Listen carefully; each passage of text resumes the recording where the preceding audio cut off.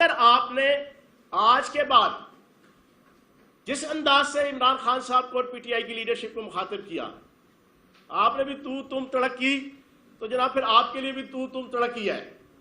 پھر آپ نے ایکسپیکٹ کیجئے گا کہ ہم آپ کو جناب سروں پہ بٹھا کے اور پلکوں پہ سجا کے جناب ہم آپ کہیں گے نہیں جناب آپ تو بڑی عزت اور بڑا احترام اور بڑا وقار اور فلاں. نہیں، یہ میری طرف سے آپ وارننگ سمجھ لیں. آج کے بعد وفا کرو گے وفا کریں گے، جفا کرو گے جفا کریں گے. ہم آدمی ہیں تمہارے جیسے، جو تم کرو گے وہ ہم کریں گے. آج کے بعد یہ والا فارمولہ چلے گا. تو جیسی زبان استعمال کریں گے عمران خان صاحب کے حوالے سے ویسا جواب آپ کو ملے گا. اب آپ فتنہ کی بات کرتی ہیں تو میں آپ کو بتا دوں کہ پاکستان کا سب سے بڑا سیاسی فتنہ جناب بیگم صفدر امان صاحبہ آپ ہیں. آپ نے 2015 سے ایک لیگز سٹارٹ ہوئی تھی. اس لیگز کے اندر جس انداز سے آپ نے پاکستان کے قومی ادارے فوج اور آئی ایس آئی کے خلاف بیرونی طاقتوں کے اشارے پہ اور ملک دشمن طاقتوں کے اشارے پہ ایک کردار ادا کیا تھا، وہ آپ کے سیاسی فتنے کا ایک مینیفیسٹیشن اور اظہار جو عوام کے سامنے کھل کے آئی تھی. حالانکہ آپ پچھلے کئی سالوں سے کرتی چلی آ رہی تھی یہ حرکات، لیکن وہاں سے آپ کی حرکات کھل کے آئی تھی اس آپ کے سیاسی فتنے کی. یہ فتنہ وہاں سے سٹارٹ ہوا. آپ نے ملک دشمن طاقتوں کو یہ پیغام دیا اس لیگز کے ذریعے سے کہ ہم پاک فوج اور آئی ایس آئی کے خلاف جو آپ کے ساتھ مل کے کرنا چاہتے ہیں، پاک فوج اس کے رستے کی رکاوٹ ہے، آپ ان کو ٹائٹ کریں. یہ وہ لیگز تھیں، یہ وہ فتنہ تھا جو آپ نے برپا کیا تھا. ادھر سے سٹارٹ ہو کے پاناما کا فتنہ، ہستی بستی اپنے باپ کی اور نون لیگ کی اور اپنے خاندان کی جو سیاست اور معاشرت اور دولت اور کاروبار، اس کو تباہ و برباد آپ نے کیا. وہ بھی آپ فتنہ تھی. آپ نے 20 سال کی عمر میں پاناما میں جو 4 فلیٹس ڈسکلوز ہوئے تھے، 16A 17A even field park avenue کے، وہ 20 سال کی عمر میں جیف گراہم نامی بندے سے آپ کی والدہ، اللہ جنت الفردوس میں جگہ دے، بیگم کلثوم نواز شریف صاحبہ کو، انہوں نے 1 جون 1992 کو آپ کے نام لگوائے تھے جو 8 ارب سے زیادہ کی مالیت کے تھے. پھر وہ آپ ہی کا فتنہ تھا پاناما والا کہ جس کی وجہ سے آپ کا باپ جو ہے وہ ناکام اور نامراد ہو کر اس وقت مفروری کی حالت میں سلطان مفرور الدین کا درجہ حاصل کیے ہوئے ہیں. آپ کا ہی جناب وہ فتنہ تھا کہ جس کی وجہ سے پاناما میں آپ نے پاکستان کے ہر ادارے کو چونا لگانے کی کوشش کی، جھوٹ بول کر، فراڈ، فریب، غلط ڈاکومنٹ، فوجری، ہر قسم کی 2 نمبری چکر بازی، حتیٰ کہ پاکستان کے اندر بھی اور پاکستان کے باہر بھی، قطر سے لے کے پتہ نہیں کس کس کے ملک کو جناب آپ نے اپنی اس 2 نمبری کے اندر استعمال کرنے کی کوشش کی. یہ وہ آپ کا ہی فتنہ تھا.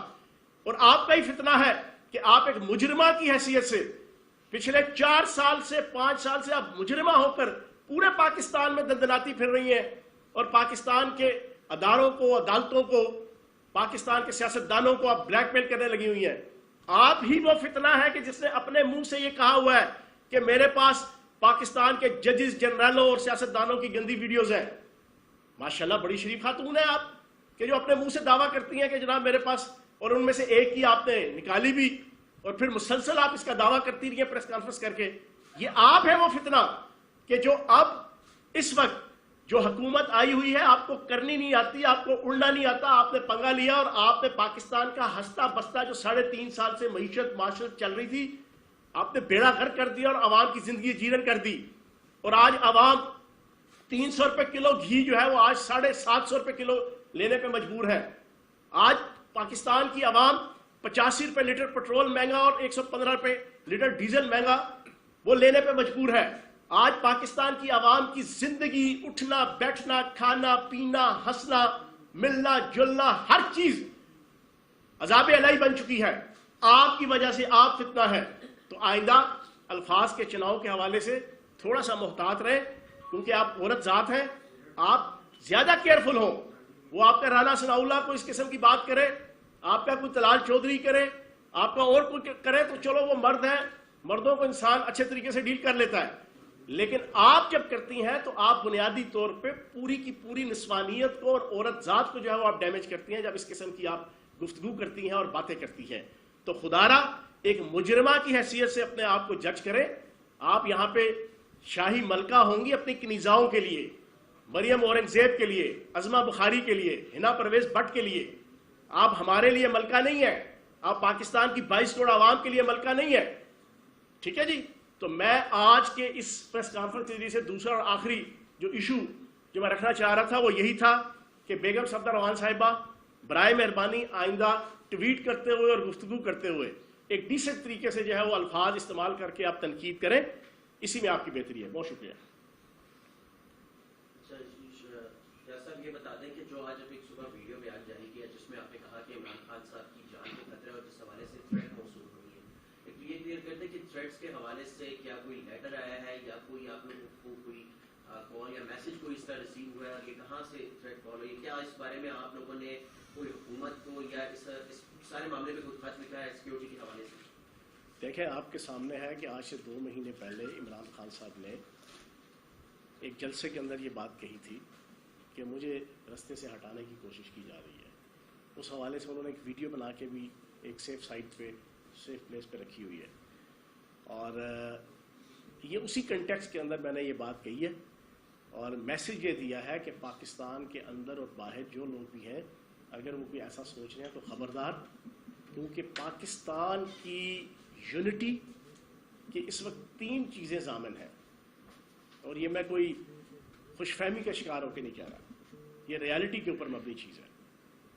ایک پاکستان کی یونٹی کا اس وقت ضامن ایک ادارہ ہے جس کا نام ہے پاک فوج, وہ پاکستان کی یونٹی کا ضامن ہے. دوسری ایک پولیٹیکل پارٹی ہے جو پاکستان کی یونٹی کی ضامن ہے کہ جو پاکستان کے ہر کونے خدرے میں, چاروں صوبوں میں, قبائلی علاقہ جات میں, گلگت بلتستان میں, کشمیر میں, ہر جگہ پہ ایک پاورفل حیثیت سے عوام کے دلوں میں بستی ہے, وہ ہے تحریک انصاف.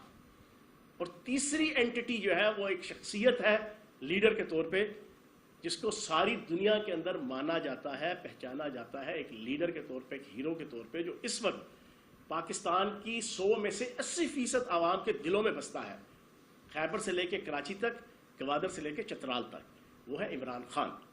تو اگر عمران خان صاحب کے حوالے سے کوئی سازش ہوگی تو بنیادی طور پہ وہ پاکستان کے خلاف سازش ہوگی. جی جان صاحب یہ بتائیں کہ یہ کوچی خان کا نام کہاں سے آیا اور اس کا ثبوت کیا ہے؟ اگر کوئی یہ کہے کہ مثال کے طور پہ حکومت ہی آپ کو آفر کر دیتی ہے کہ آپ لوگوں نے کوچی خان کا نام دیا, اس کے لیے آپ کے پاس ثبوت کیا ہے, ہمارے ساتھ بھی شیئر کیا جائے تاکہ ہم چھوڑ دیتے ہیں حکومت کو, اور فوج ہی کہہ دیتی ہے کہ ملکی سلامتی کے خلاف اتنا بڑا واقعہ نہ کرے ہو جائے, تو وہ پاکستان کے لیے اس میں کے پی کے کی حکومت نے اسپیشل الرٹس جاری کیے ہوئے پچھلے 3-4 دن سے, کیونکہ وہ بارڈر بھی ساتھ لگتا ہے, اور ادھر ان کی جتنی پولیس, انتظامیہ, CID, جتنے ڈپارٹمنٹس ہیں صوبائی انویسٹیگیٹو اور انٹیلیجنس کے, وہ اس کے اوپر کام کرنے لگے ہوئے ہیں. جی جناب, اس کے آخری سوال. یہ فرمائیے کہ آج PTI ملک بھر میں مہنگائی کے خلاف احتجاج بھی کرنے جا رہی ہے, کیا اس کا جو ہے آؤٹ کم کیا دیکھ رہے ہیں, کیا ایجنڈا کیا ہوگا آج پاکستان کے خلاف؟ دیکھیں یہ بڑا اچھا سوال پوچھا ہے. کل کے ٹویٹ کے اندر جس میں یہ عمران خان صاحب کو انہوں نے اس انداز سے مخاطب کیا تھا, اس پہ یہ کہتی ہیں بیگم صفدر روان صاحبہ کہ آپ منافقت کر رہے ہیں, آپ کیوں مہنگائی کے خلاف آواز بلند کر رہے ہیں. جناب والا, ہم منافقت نہیں کر رہے. میں آپ کو وجہ رکھ دیتا ہوں کہ ہم کیوں مہنگائی اور لوڈ شیڈنگ کے خلاف آواز بلند کر رہے ہیں. ہم نے آپ کو دیا $32 ارب کا ایکسپورٹ لیول, وہ آپ نے 25% کم کر دیا, ہم اس وجہ سے مہنگائی کے خلاف آواز بلند کر رہے ہیں. ہم نے آپ کو دی $31 ارب کی فارن ریمیٹنس, پچھلے 20 سالوں میں پاکستان کی ہسٹری میں پہلی دفعہ اتنی, آپ نے اس کو بھی 20 سے 30% کم کر دیا 2 مہینوں میں, ہم اس وجہ سے احتجاج کر رہے ہیں. ہم نے آپ کو دیا 6% GDP گروتھ ریٹ, اس کو بھی آپ نے ڈکلائن کر کے جو ہے وہ انتہائی نیچے لے آئے اور اپنے منہ سے 5% رکھ کے, اور ابھی آپ 4% کے قریب بھی نہیں جائیں گے, تب ہم احتجاج کر رہے ہیں مہنگائی کے خلاف. ہم نے آپ کو 6100 ارب روپے کا ٹیکس ریونیو پاکستان کی 74-75 سال کی تاریخ میں پہلی دفعہ 3600 ارب سے اوپر گیا ہے, پہلی دفعہ.